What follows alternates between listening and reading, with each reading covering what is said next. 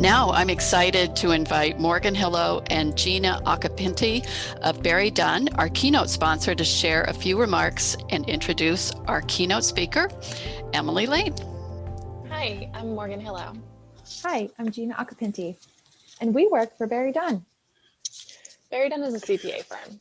We perform audit and review services, as well as additional work with our clients, such as assisting with mergers and acquisitions, implementing employee benefit plans, and reviewing internal controls.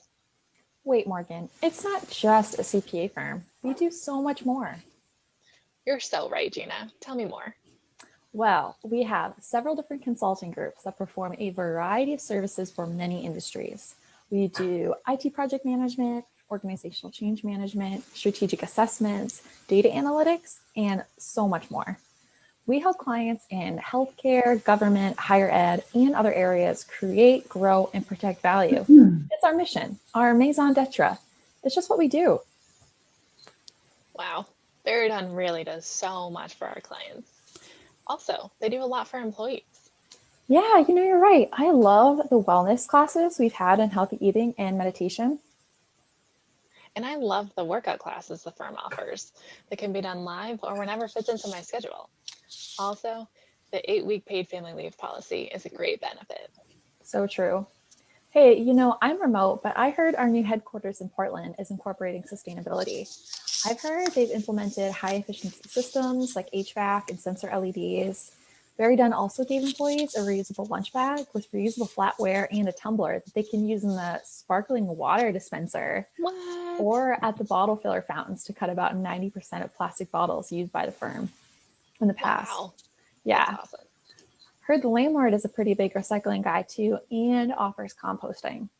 We're actually working with the Green Business Bureau to get gold and hopefully platinum certification once staff are back in offices. I really need to rethink this whole remote thing. Well, we would really love to have you back in the Manchester office. Oh, thanks. A couple years ago, there were similar renovations in Manchester that were inspired by NHBSR and their members. And speaking of NHBSR, did you know we're the sponsor for the keynote speaker at the conference? Really? Is that because Barry Dunn loves to support NHBSR for the great work they do in New Hampshire? Yes, and the amount of value they've brought to us as a firm by offering educational sessions like the ones at this conference and opportunities to connect with other organizations across New Hampshire who have similar sustainability mindsets. So let's introduce the keynote speaker, Emily Lane. Emily Lane is at the forefront of the consciousness leadership field with her work exploring, distilling, and applying some of the most cutting-edge consciousness tools of our age. Emily helps leaders activate their own natural vision, clarity, and power to explore new frontiers of perception and possibility, and invites us all into the creation of a new, more conscious society. Emily has impacted over 10,000 people worldwide, reaching leaders and employees from companies including LinkedIn, IBM, Bank of Ireland, Accenture, the Central Bank, Qualtrics, Google, and Facebook. Take it away, Emily. And thanks so much to everybody on the team there. It's an absolute honor and a privilege to be part of this. Congratulations to the award winners. I found that super inspiring to watch the amazing work that's happening. And I also know that there's an awful lot of work here that's not been visible so far, but is still going on with all of you. And I want to honor and thank you for this work. We need it in the world right now. So yes, I am coming to you from across the pond, the Atlantic pond, and it's just a privilege to be a part of this. So I'm going to share with you some ideas today, and I'm going to share some slides, but at the end of it, I really want to have a conversation. I always believe, and it's expanded into my absolute conscious awareness, that the greatest potency, the greatest juice, the great juju is always in the space between us. So we'll be leaving plenty of time for questions. So I'm going to just share screen. Don't worry, it won't be death by slides. There'll be plenty of time for contributions. So I'm just going to do a check with Michelle. You can see my slides there, okay? Yeah, perfect, awesome. Great. So firstly, let's just set out some intentions for the journey today. I'm going to share a very brief background story. It'll be like 3 minutes or less, I promise. Then we're going to get into the really interesting stuff. So the inner key to humanity's evolutionary leap.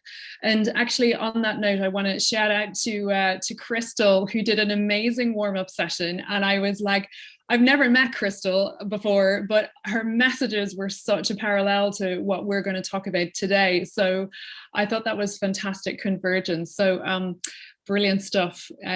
Okay, so the inner key to humanity's evolutionary leap is the most important part of this. We're also going to talk about the secret to the new paradigm. So there is a new paradigm emerging, and we'll be talking about what that looks like and the kind of roles that we're all playing in it.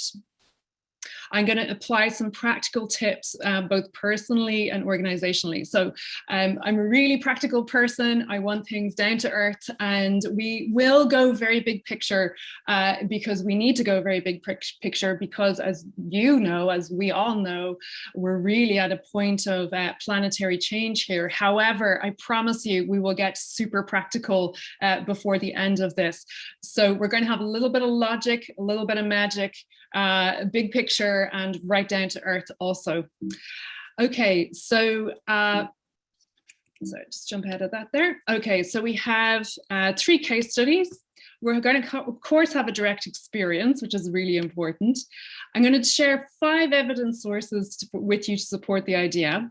But the best part, again, Q&A. So, okay, I'm going to invite you, just so we're clear about how this can work. I'm really hoping that as we go through this is going to spark some ideas for you. You're going to be inspired. There'll be insights that apply to your own life. When we go through this, if you have a question at any point in time, you're most welcome to submit it, but just put an asterisk before your question so that by the time we come to the Q&A, which is at the end, your question will have floated up to the top of the list. So we will hopefully get to as many as we can. So I'm excited. I hope you have a nice cup of tea. I hope it's warm. If it's not, it's too late. We're getting going. So let's go.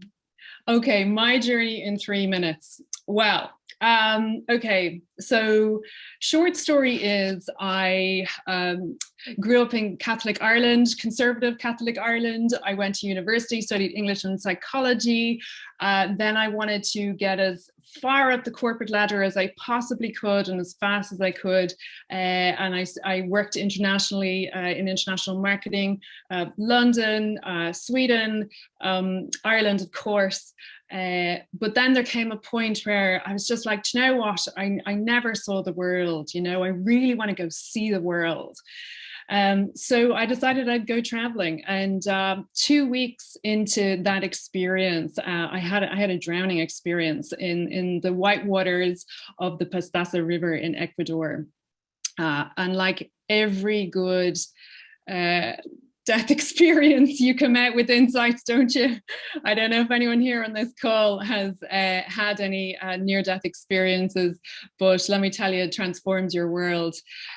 So the one thing, like that whole thing, I could talk about that for 3 hours. It's quite an extraordinary story. I will say that 9 people had drowned in that exact spot the previous year. So this was really material. But the one thing that our guide had said to us before we got in the boat and went down that river that day, he had said to us, when we get to the fork in the river, there is going to be a fork in the river. So I really want you to pay attention now, because on one side of the river, there's a waterfall and certain death. And on the other side of the river, there's safe passage. So really pay attention. The only problem with that was he hadn't actually told us which side it was. So as I'm separated from the boat, I got pulled into a rip current as I'm hurtling towards this fork in the river, but I have no idea which side it is. So talk about a moment of surrender and, you know, in a sense, powerlessness, but in the hands of fate. Obviously, I survived. However, the one thing that I got from this, well, I got many things, but the most powerful thing I got from this experience was, oh my God, I just started living. I started feeling alive. I started feeling like I had meaning and purpose in my life. And what I emerged from that experience with practical clarity on was that I could not go back to the life I had been living on, which was one that was really driven by ego, racing to the top of the corporate ladder, you know, that sort of the accolade side of things. For me, I wasn't even any good at the job. Like, I was rubbish, you know, which wasn't me at all. So I don't know what I was thinking, but well, now it's very obvious. But you know, that decision was like, I can no longer live a life that does not have meaning and purpose. The only thing is, I didn't have clarity about what I was going to. And so in a sense, it was a leap into the unknown, but I knew for sure I could not go back. So it led to, short version, 15 or so years of inquiry and studying with some of the best teachers in the world, meditation, consciousness, personal transformation, leadership, the whole kit and caboodle. And then bringing it full circle, I ended up going into the space of working with leaders, helping to raise consciousness and bring that interior coherence and alignment, and so that we can live truly aligned, but powerful and potent lives, and with powerful and potent contribution in the world. So I got to work in some juicy projects, Conscious Business World Summit, hosting Wisdom 2.0 Mindfulness Conference in San Francisco. I taught at the Omega Institute. I've been incredibly lucky. But for now, at this moment in time, I'm so passionate about working in particular with leaders who, like yourselves, who are truly considering the big picture here, truly working with the big picture of how do we really solve the planet's challenges? How do we come up with truly cutting edge solutions? So that's where I am today. So let's get to the really juicy part, which is, okay, where can we truly start finding more leverage in our consciousness? Okay, so in the context of our social and environmental pressures, I would say, and I think we'd all agree, that nothing less than an evolutionary leap will do. Like, it's literally at the level of evolutionary leap. The question is, how do we get there? Okay, so firstly, let's say, well, what is an evolutionary leap? So I'm sure you've probably heard of Malcolm Gladwell. So he's the best-selling author of The Tipping Point, Outliers, Blink. And his comment on this is that social evolution happens slowly, and often it's invisibly. So there's like a coalescence, there's something happening in the background of society that's kind of not necessarily on the radar, but then there's a tipping point, and then it becomes a new normal. And so that's what we're looking for, friends. We're looking to really access a new normal that's coming from a place of higher consciousness, so that we can bring more effective solutions to the world. Okay. So I would say to you that consciousness itself is rising invisibly right now, like a water table. So we have the old paradigm, what we call the old paradigm, which is the old systems of the old consciousness, separation consciousness, poverty consciousness, dog eat dog consciousness, where those old systems are falling. But we're not quite there yet with the new systems. And this is why I'm so passionate about this, because it's so important that we understand that the old paradigm has a lot of physical momentum. It's the basis on which our world systems are centered, right? But the new paradigm is not quite visible yet, but it is happening. It is happening. And we're going to explore how we can leverage it and how we can trust it more, how you personally can trust the signals that you're receiving, the impulses that you're receiving, so that we can collectively create a more powerful, regenerative world. So we are the innovators serving the early adopters. Okay, so this is what's really juicy. Collectively, we're looking to create this new regenerative world, but let's be accurate in our perception. You are really the leading edge. This gathering of people today of which you are a part. This is the leading edge, this kind of conversation. So in a sense, and I'm going to echo what Crystal said earlier, and saying it a little different way, same message. As innovators and pioneers, it is literally our social responsibility to optimize our interior so that we can bring our most potent selves to the table. So it's a little bit like if we have really broad awareness of the world and the people in the world. We are so privileged. We have food in our fridge. We have, you know, roof over our heads. We're stable at the level of survival. We're more than stable. We're thriving on a personal level. So in a sense, it's kind of a privilege to get to a point where you can think about the big picture issues in a sense. So this is where this piece comes. I would say to you that social responsibility begins on the inside. And that would be one of the key messages from this conversation today. Social responsibility begins on the inside. So let's talk about what that inside looks like. And let's talk first at a very high level. So I'm sure everybody has heard of yin and yang energy. Like every system, every ecosystem, there needs to be circulation of energy, circulation in order that it run effectively. Inside you, you've got circulation of different types of energy. So let's talk about this. So yang is, of course, doing, execution, right? Yin, by contrast, is being, its essence. It's from the essence, the you-ness of you. So I know you're a super successful, powerful professional. So the competence and the capacities are high. But the yin aspect is the you-ness of you. It's the energy of you. The human being, the person, the being behind the action. Okay, so yang is also focused on logic, process, deduction. And by contrast, we have yin focused on inquiry, intuition, open to possibility. Yang is about speed. Yin is about potency. Professional excellence is what yang is all about.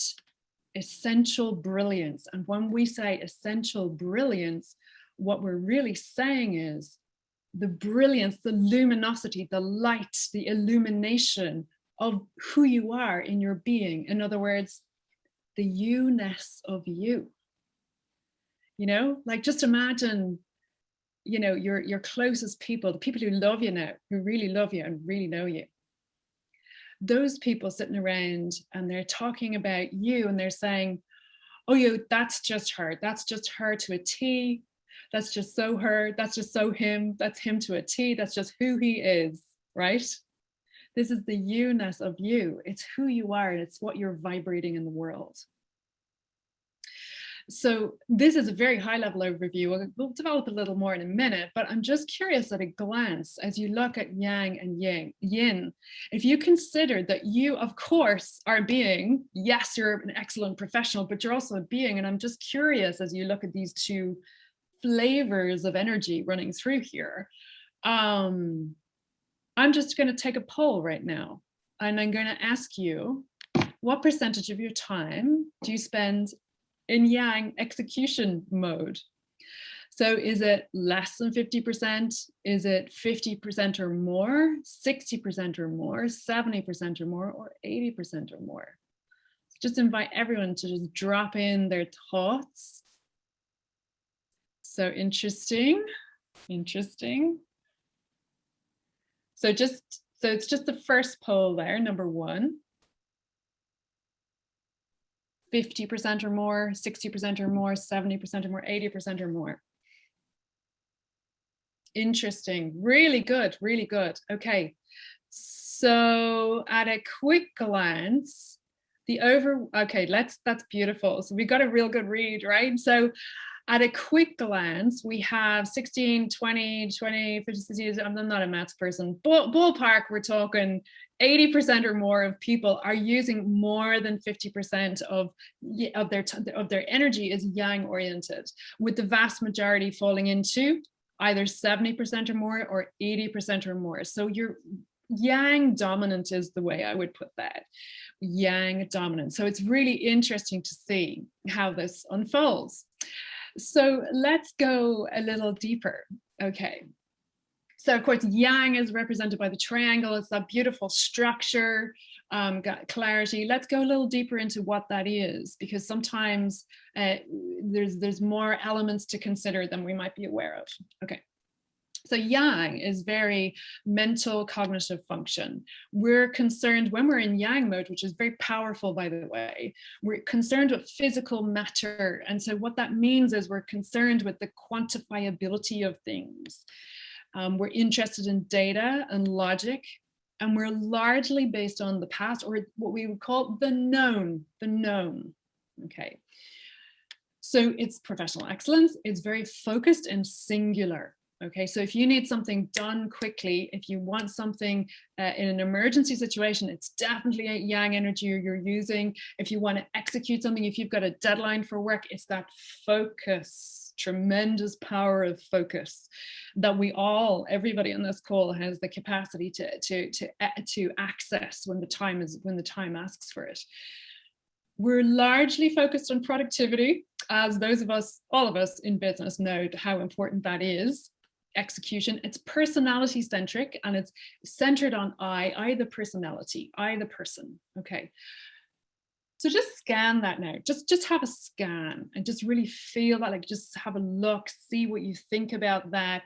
Cognitive function, everything's quantified. It's largely based on the known. It's fast moving, singular, productivity centered, and it's very focused on I'm going to execute with excellence. Okay, beautiful. So now let's look at the slightly less familiar space of yin. Okay, this is the place of sensing. It is heart-centered. It is not about physical matter or quantification. It's about energy. It's about the non-physical energy. It's intuitive. It's receptive, right? Open to possibility. This is such a beautiful expression, and it's such new paradigm language. I love this. It's allowing the emerging future, right? It's the unknown. It's the unknown. Remember that story from the drowning experience that I had? It's like that. I can't go back there, but I've no idea what I'm going to. It's the unknown. It's allowing an emerging future. It's your essential brilliance. It's who you are before you jump into a role. It's holistic and it's lateral. And what I mean by that is, usually like when we're talking about focus, we're talking about singular focus, like it's focused attention. Focused attention versus lateral awareness. When you walk in nature and you're just walking and walking, and over time, as your mind calms down and gets out of the way, you can sense you've greater expanded awareness. Instead of being locked into one particular trajectory, you've got a broader awareness. This is the yin space.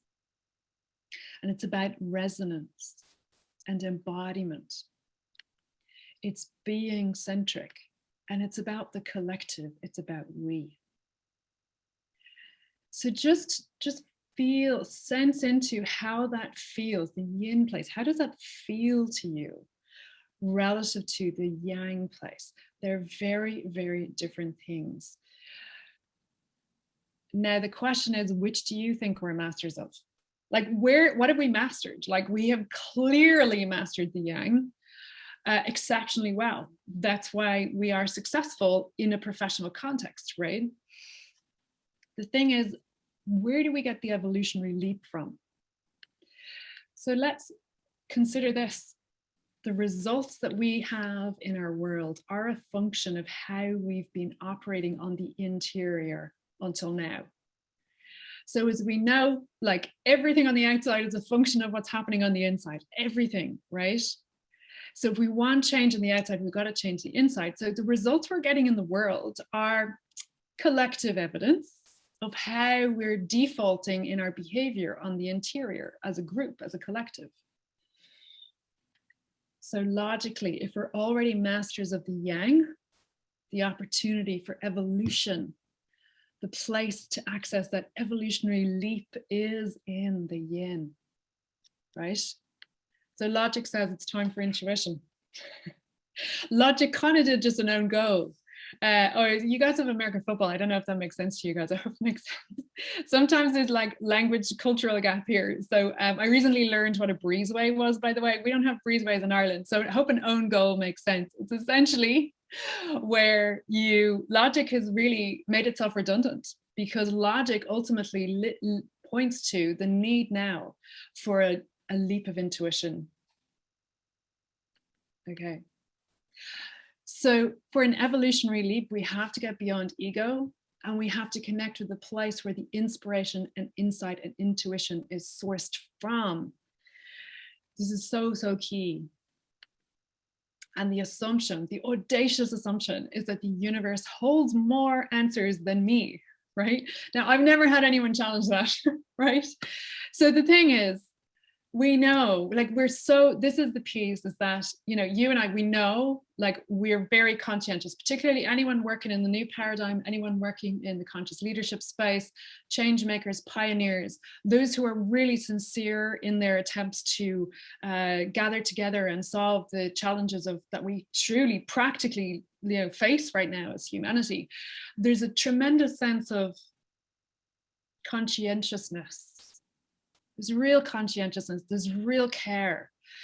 But sometimes that can place a little bit of a burden on our shoulders. And this is a pattern. I've seen that with leaders so much over the years.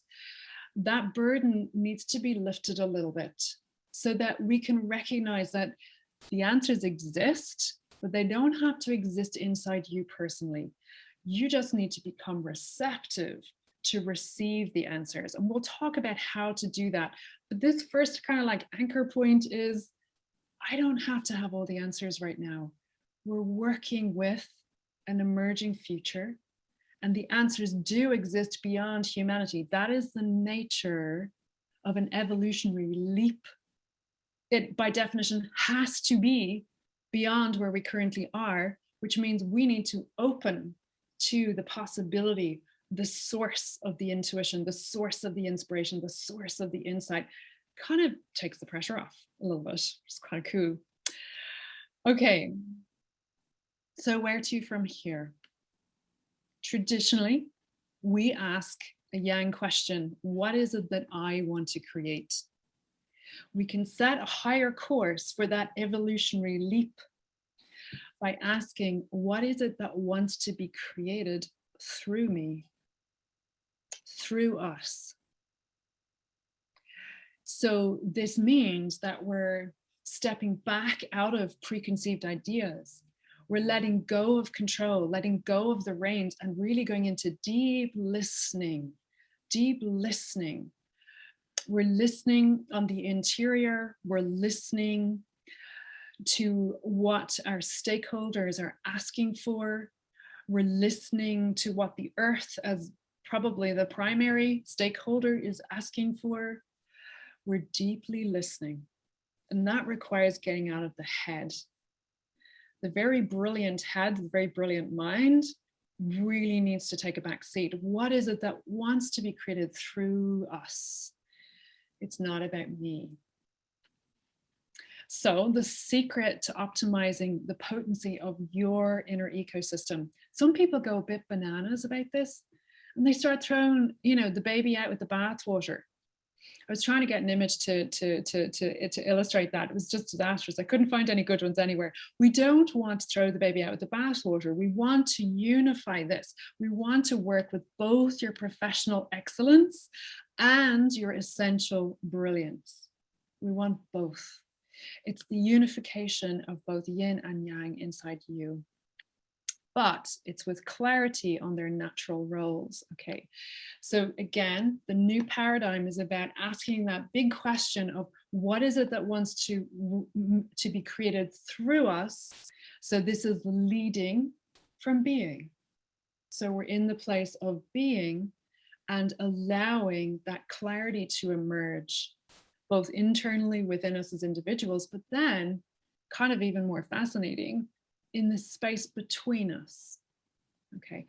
Then we deliver with professional excellence. So we're not losing anything. We're not losing our really super sharp minds and our super sharp execution capacity. We want to keep that, but we want to expand our capacity to listen in. So yin sets the course, yang executes. Yin sets the direction through the deep listening, through the presencing of this emerging future, through the openness to that intuitive insight that is a leap beyond what we know. And then once we have that coherent, more expanded, higher clarity, then when we make our plans to execute and when we deliver, it's potent, right?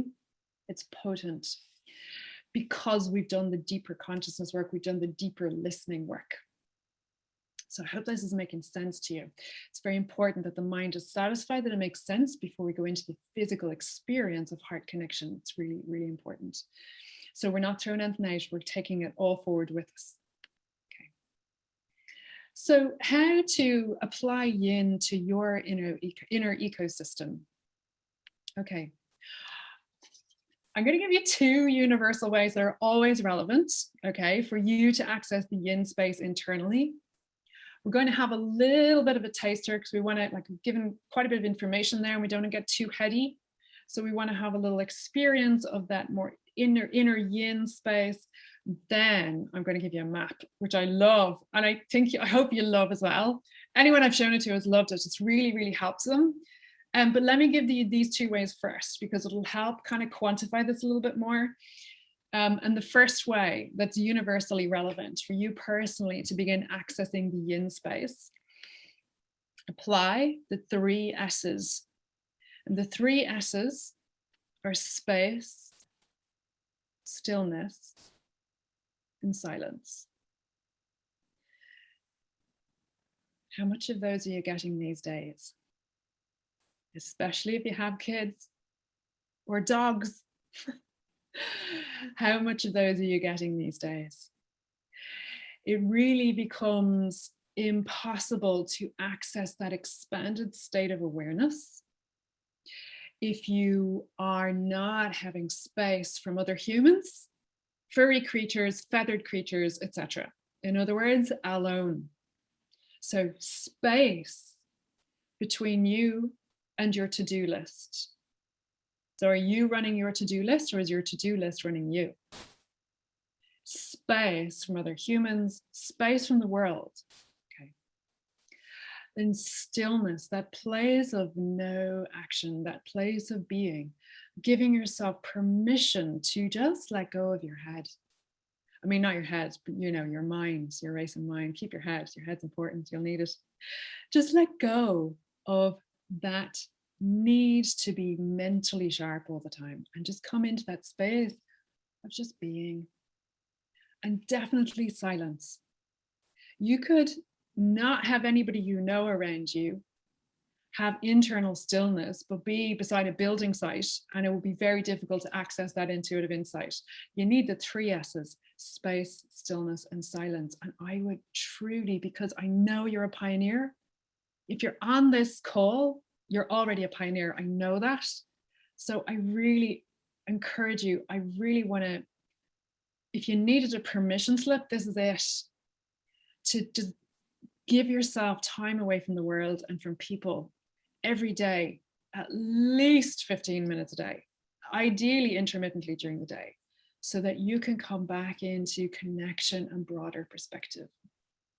Okay, I could talk about that one for a long time. So just going to move on. The rain catcher hour. Okay, I'll tell you a story. When I was a little girl, my dad was a pretty amazing man. He had a lot of his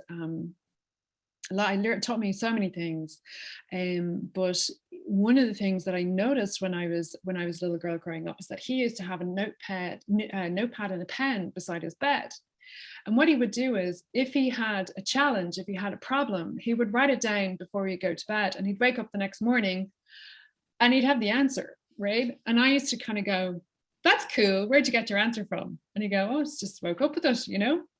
So fast forward, you know, a few decades later, in fairness. I realized a few years ago that there is this golden hour. Now, I heard people talking about this golden hour, but what I like to call the rain catcher hour, which is where, whether you've written something down or not the night before, when you wake up in the morning and you're in that half space, that beautiful lucid half space, there you have access to a different frequency. It's literally a different brain frequency. It's a different frequency of information. And if you have, when you wake up before everybody else gets up, if you give yourself, okay, maybe you don't have an hour, maybe you have 20 minutes, but just consciously reach for that notepad and your pen and just begin to write your insights, whatever they are. You'll be shocked at some of the goals that you begin to uncover. There's a book called The Artist's Way by Julia Cameron. It's an amazing book, and she talks about the morning pages, which is where you just basically get like an A4 piece of paper and you do 3 pages of A4 stream of consciousness. And basically what it does is, it's extraordinary. It can be gibberish. It's stream of consciousness, so there's no order to it. You just write whatever comes in to your mind. You could be saying, must have a cheese sandwich for lunch, also need to deliver on that KPI. Where will we go on holidays? It doesn't, must buy a pair of slippers. It doesn't have to be any logic to it. It's literally stream of consciousness, and you just dump it on the page. But what you can do is go back, take a highlighter, and what you'll find is highlight anything that jumps out at you as a message or an insight or a piece of wisdom. And if you practice this, it will become easier and easier to access. So there's less gibberish and more clarity. It's a very simple tool that is very, very powerful. So I'm going to invite you to just play with that. It's the rain catcher hour. Think of it like celestial rain. It's like wisdom rain. It's incredible stuff. So, but if you don't take that time or do it consciously, you lose it. Don't think, oh, I'll remember that, because you won't. I don't know a number of times I've woken up and I've had an amazing idea and I totally forget it. It's worth having that notebook and pen beside the bed. Okay, so I'm kind of excited to get onto the profiles. However, it's very important that we have a really lovely direct experience here. So I'd invite you, if you need, I'm going to take a drink of water, just sit back in your chair, make yourself comfortable. I really want you to allow yourself to drop in. So I'm going to invite you to just relax and become aware of the seat that you're sitting on. You've received a lot of information so far this morning, and now it's time for you to just allow yourself to let go and be in your body. So become aware of the inside of your feet, the soles of your feet. Become aware of the life force pulsing in your left foot on the inside. Become aware of the life force pulsating on the inside of your right foot. Become aware of where you are connecting with the chair.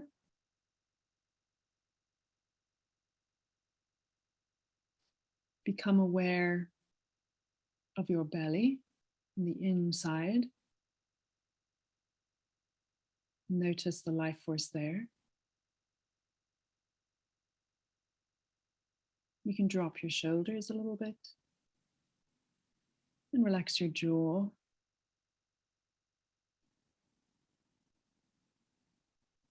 Now bring your attention to your brain. Just notice it and allow it to relax. Just relax your brain. Let the brain be relaxed. Just imagine your brain is being massaged from the inside out. Just relax your brain, let go of the mind.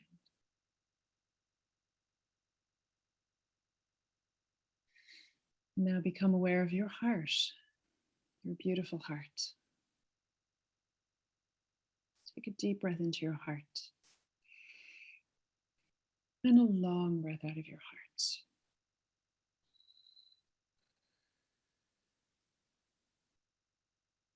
Take a deep breath into your heart and a longer breath out of your heart.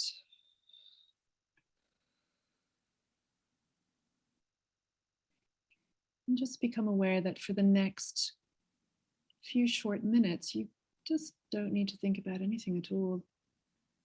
This space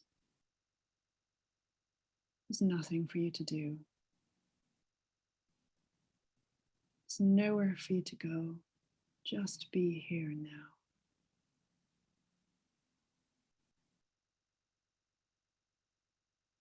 And just notice your heart again and bring to the mind of your heart, the eyes of your heart, someone that you truly adore unconditionally and somebody very easy to access. Could be a newborn baby, a child who's smiling, four-legged creature, a feathered friend, some presence in your life that you truly love. And just become aware of them. And see their eyes. Notice the light. Notice the mischief, the fun, connection, the love.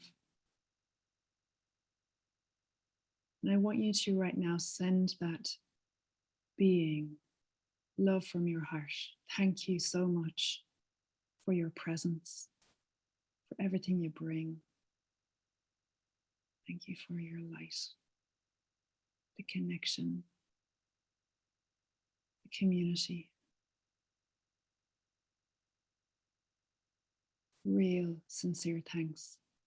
And maybe it's been a while since you said thank you. So say it now.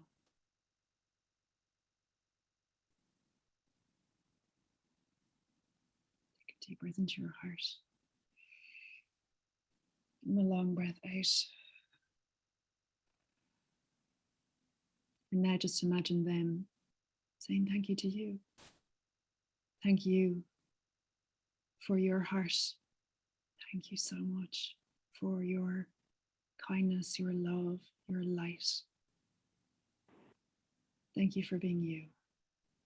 And allow yourself to receive that appreciation.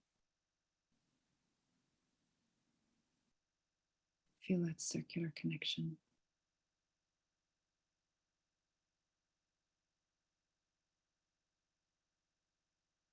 Allow yourself to rest for one more minute in the open-hearted space of connection. Nothing for you to do, nowhere for you to go, just be.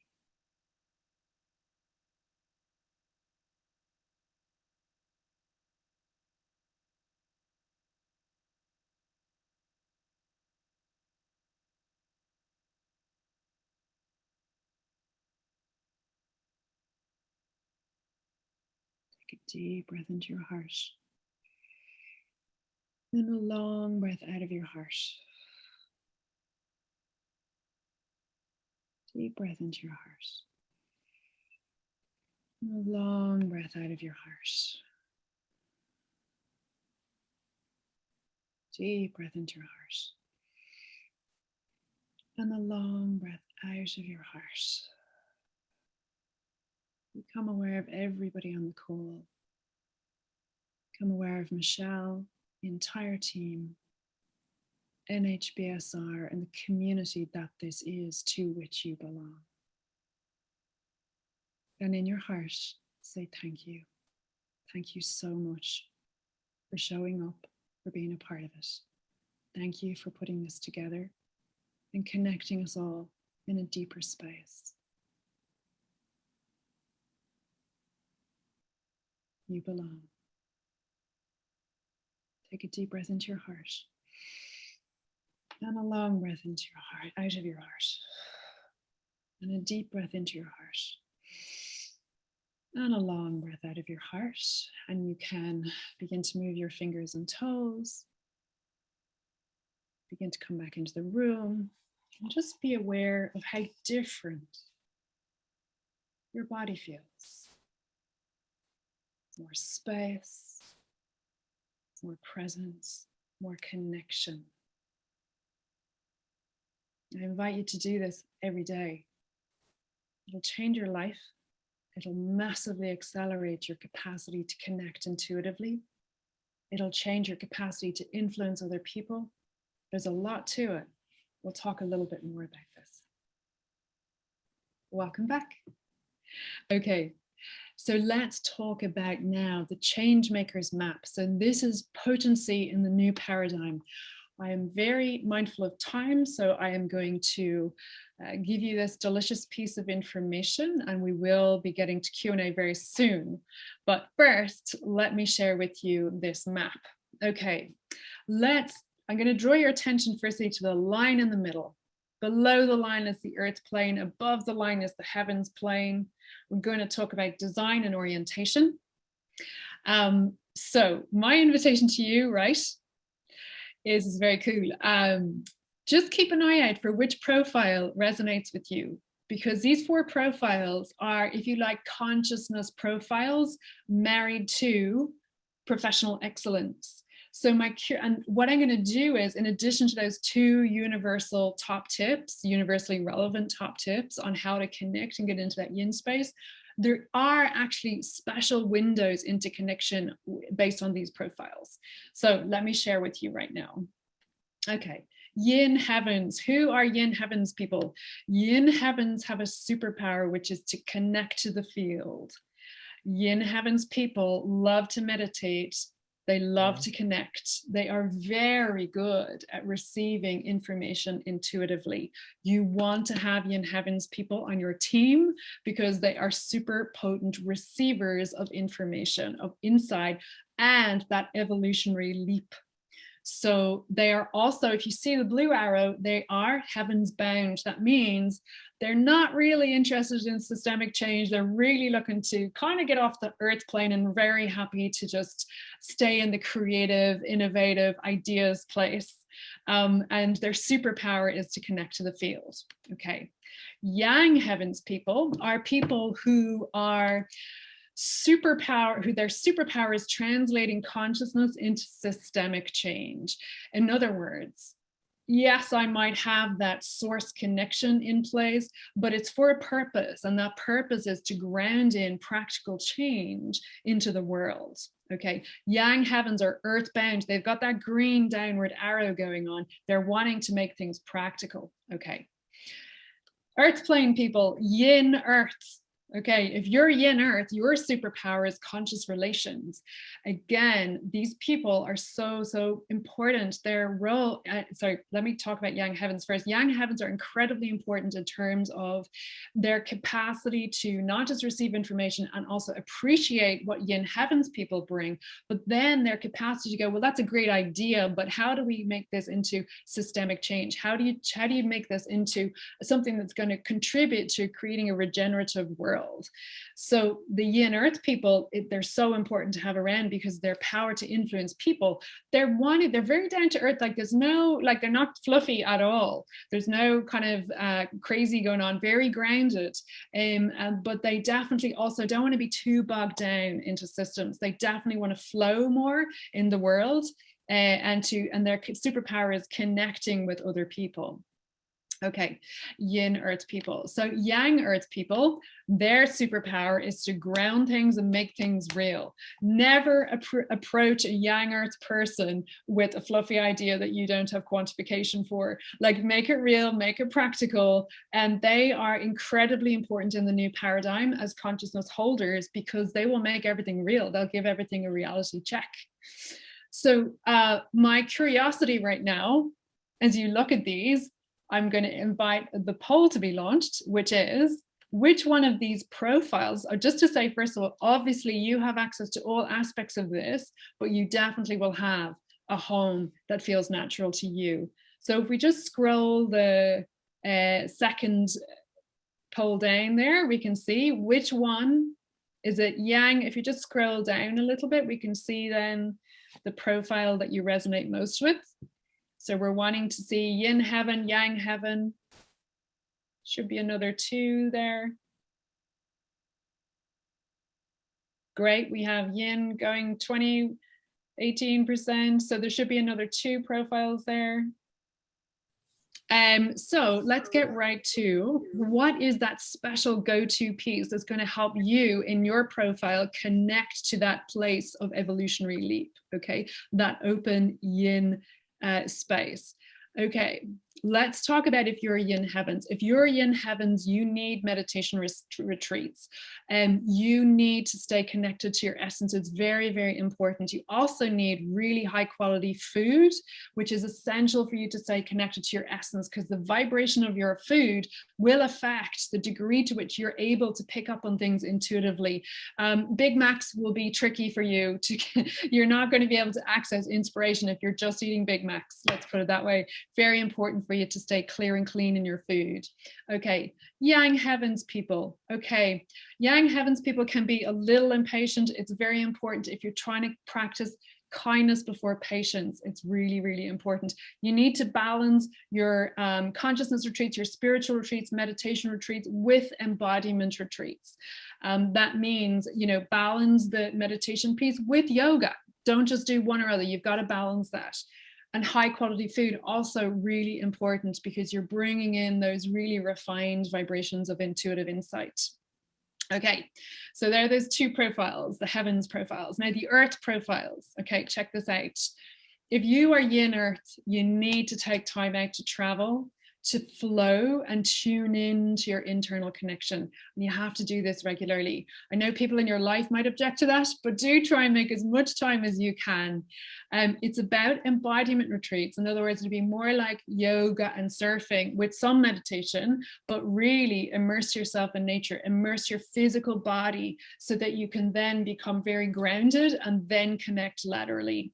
Okay, yang earth, here we go.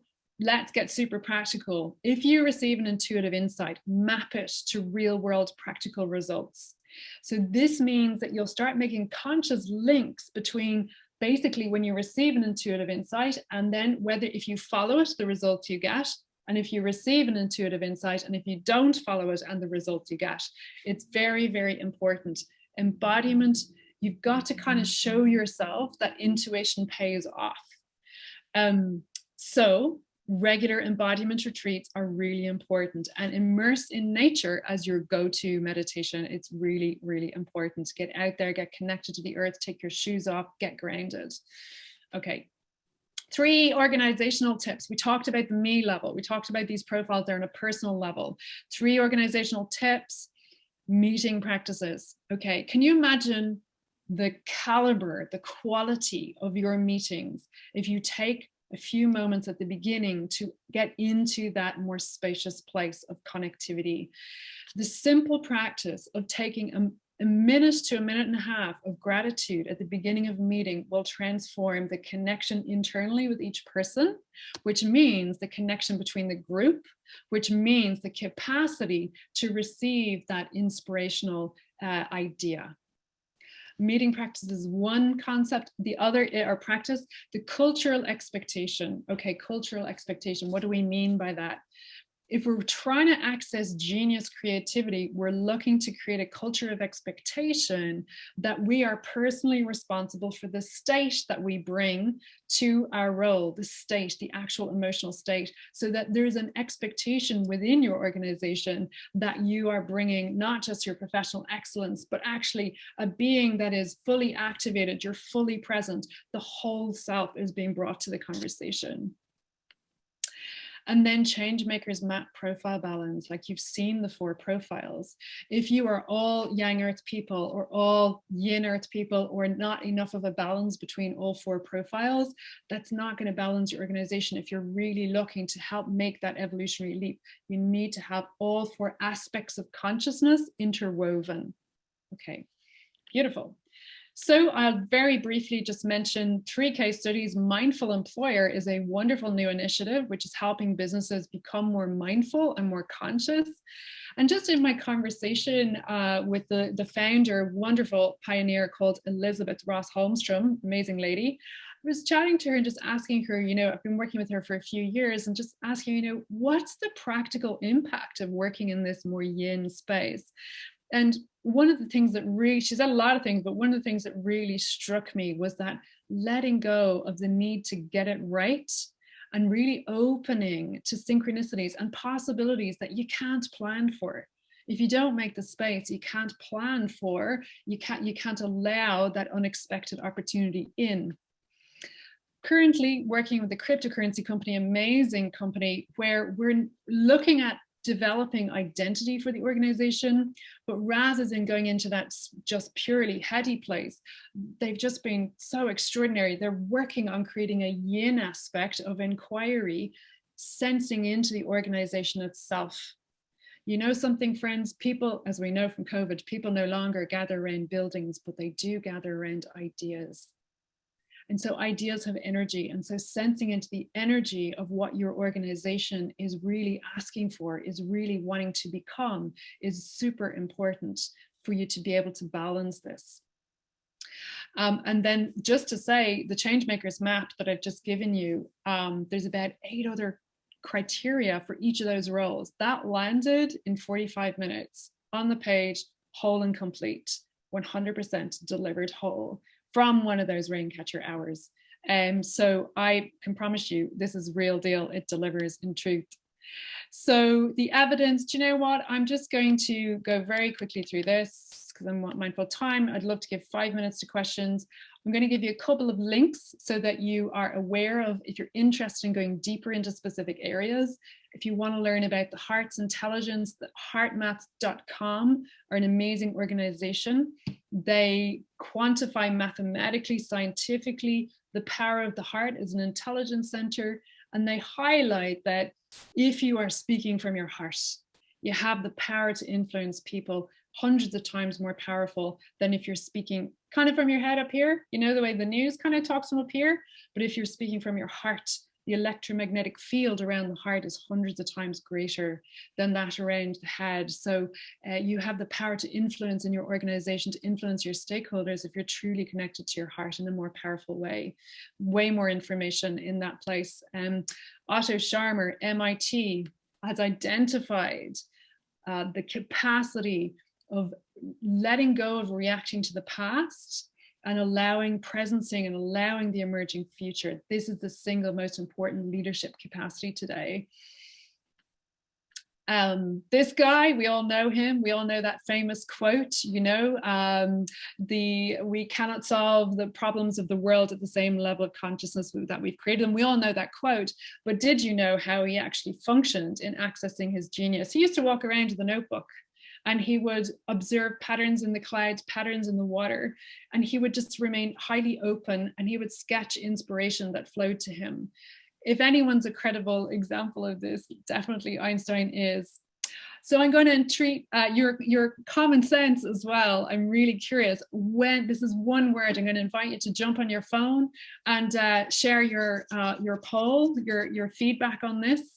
What is one word to describe how you usually received inspired insights, breakthrough moments, epiphanies?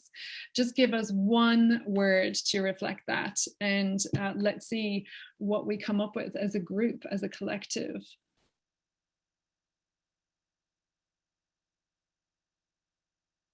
So that's open there, yeah.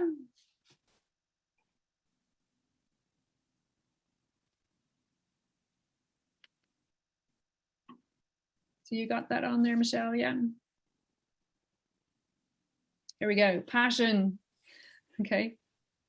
Divine. Oh, beautiful. Yeah. Are you seeing them in the chat? I'm seeing it now. Yeah, we're seeing it in the. No, we're good. We're on the poll. Light, forest, trees, walking. Beautiful, beautiful collaboration. I love that.